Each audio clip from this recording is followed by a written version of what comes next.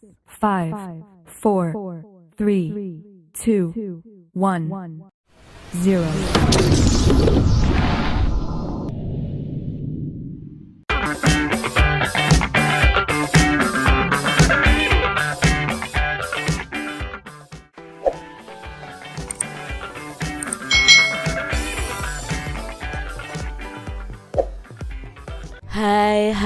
Hai.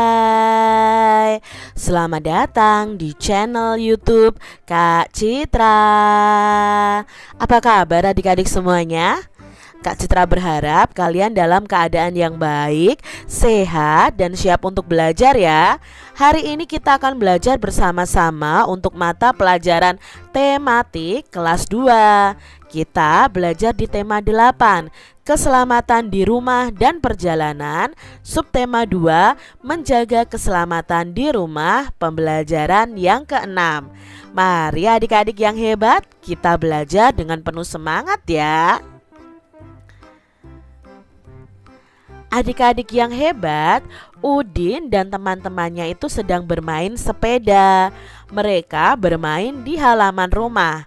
Bermain sepeda itu harus berhati-hati ya. Jika terjatuh, badan kita bisa terluka. Nah, kita harus memperhatikan keselamatan diri kita. Perhatikan di sini ada gambar Siti, Udin, dan teman-temannya sedang bermain sepeda. Nah, Siti bertanya nih kepada Udin, adik-adik. Udin, siapa yang membelikan kamu sepeda? Kapan kamu bisa bersepeda? Tanya Siti. Ayahku yang membelikannya. Aku baru pandai bersepeda. Kata ayah, jika bersepeda harus berhati-hati. Benda-benda di sekitar juga harus diperhatikan dengan baik. Jawab Udin. Adik-adik, dari percakapan tadi nih, ada beberapa pertanyaan yang akan kita jawab. Apa isi percakapan Udin dan Siti? Nah, isi percakapan Udin dan Siti adalah tentang sepeda Udin dan nasihat ayah Udin ketika Udin bersepeda. Pertanyaan berikutnya adik-adik, apa yang akan terjadi jika bermain sepedanya tidak berhati-hati adik-adik? Ya, yang akan terjadi adalah kita bisa jatuh dan akan membahayakan keselamatan diri kita. Nah, kalau kita jatuh kan bisa terluka adik-adik ya, jadi membahayakan diri kita. Adik-adik yang hebat, baca kalimat tanya di bawah ini. Masih ingatkah kamu kegunaan masing-masing kata tanya? Nah, di sini ada kalimat tanya, siapa yang membelikan kamu sepeda? Kapan kamu bisa bersepeda? Adik-adik tentunya masih ingat, kalimat tanya itu berguna untuk menanyakan sesuatu. Nah, kalimat tanya kalau kita tulis selalu dibubuhi dengan tanda tanya di akhir kalimat. Ini tanda tanya adik-adik. Kegunaan masing-masing kata tanya sudah Kak Citra terangkan atau Kak Citra jelaskan pada pembelajaran sebelumnya atau pada video tentang kalimat tanya. Nanti linknya ada di description box. Kalian tinggal klik saja linknya. Kalian bisa lihat kegunaan dari masing-masing kata tanya. Adik-adik yang hebat, buatlah kalimat tanya berdasarkan gambar berikut ini. Jangan lupa ya, kalau kalian menuliskannya harus memakai tanda tanya di akhir kalimat. Nah, di sini ada gambarnya adik-adik. Nah, di sini ada gambar Siti dan Udin terjatuh. Lalu ada kata tanya yang mengelilinginya. Contoh kalimat tanyanya, apa yang terjadi pada kedua anak tersebut? Siapa nama anak yang terjatuh dari sepeda? Kapan mereka jatuh dari sepeda? Di mana mereka jatuh dari sepeda? Bagaimana cara agar tidak terjatuh dari sepeda? Mengapa mereka jatuh dari sepeda? Ini contoh kalimat tanya ya dari gambar tersebut. Adik-adik bisa membuat kalimat tanya yang lainnya.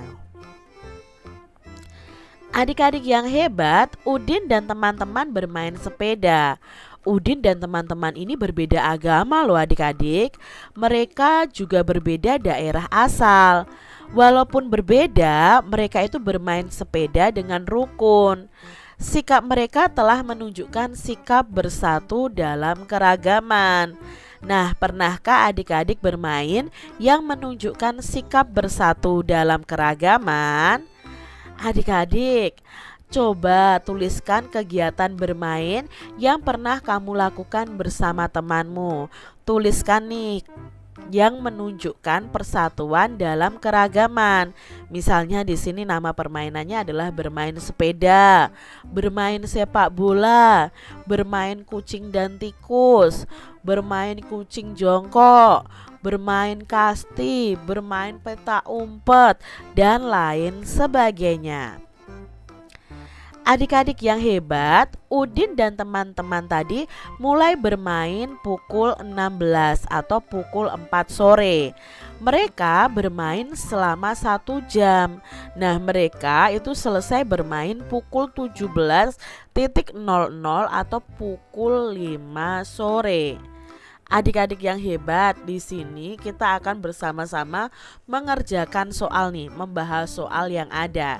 Di sini Siti mulai bermain boneka pada pukul 16 atau pukul 4 sore. Nah, ia bermain selama 1 jam. Pukul berapakah ia selesai bermain? Kalau bermain 1 jam berarti jarum pendeknya ini harus berputar 1 kali. Ya, atau bergerak 1 kali ya. Angka 12-nya memang bergerak penuh. Nah, berarti dari pukul 4 1 jamnya adalah pukul 5.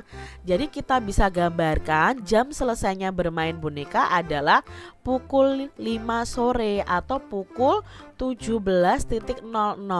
Ini caranya seperti ini adik-adik, dengan membuat lengkungan. Tapi bisa juga memakai rumus adik-adik ya. Selesainya bermain itu sama dengan mulainya bermain ditambah lamanya bermain. Mulainya bermain itu pukul 16.00. Nah, ditambah 1 jam karena lamanya bermain 1 jam. 16 ditambah 1 sama dengan 17. Nah, 17 ini yang dimaksud adalah pukul 5 sore. Jadi Siti selesai bermain boneka itu pukul 17.00 atau pukul 5 sore. Kita lihat soal berikutnya adik-adik ya. Benny mulai membantu ibu pada pukul 14.00. Nah, 14.00 itu adalah pukul 2 siang.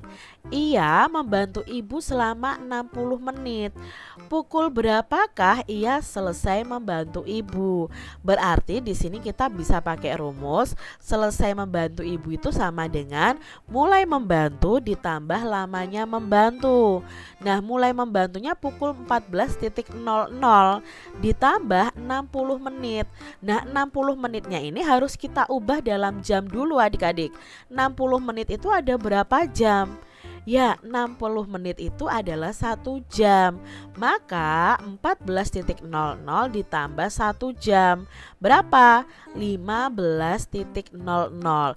Jadi di sini Benny selesai membantu ibu itu pukul 15.00 atau pukul 3 sore. Pukul 3 sore itu jarum pendeknya di angka 3, jarum panjangnya di angka 12.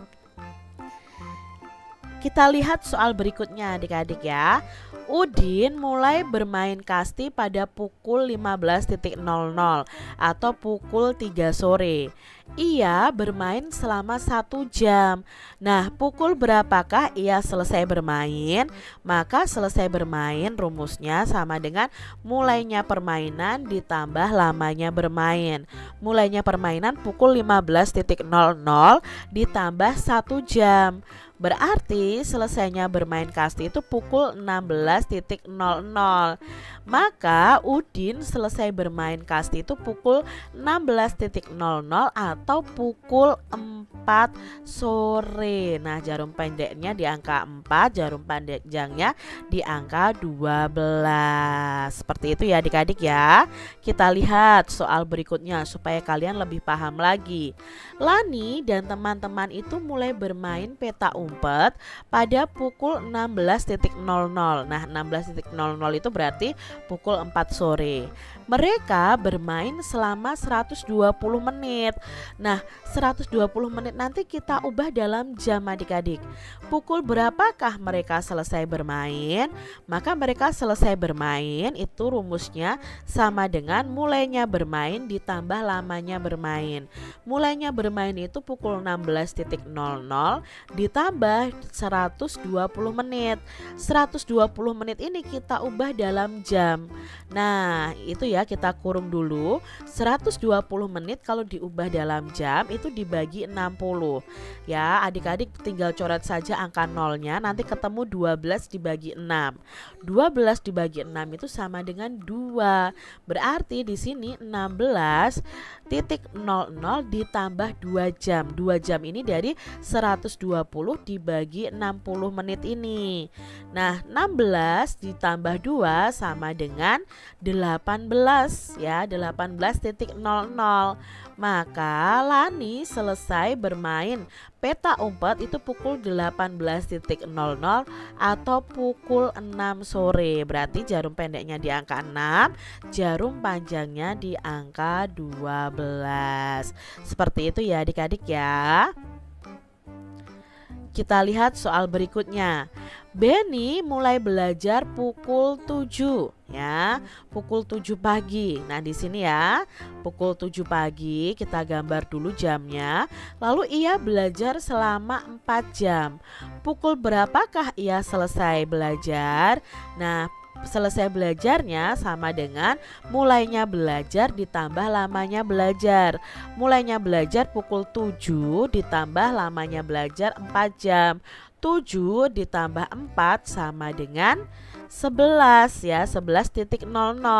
Jadi di sini Benny selesai belajar pukul 11. Nah, kita buat nih adik-adik jarum pendek dan jarum panjangnya. Pukul 11 berarti jarum pendeknya di angka 11, jarum panjangnya di angka 12. Demikian tadi adik-adik pembahasan kita di tema 8, subtema 2 pembelajaran yang ke-6. Semoga video pembelajaran ini bermanfaat ya untuk adik-adik semuanya.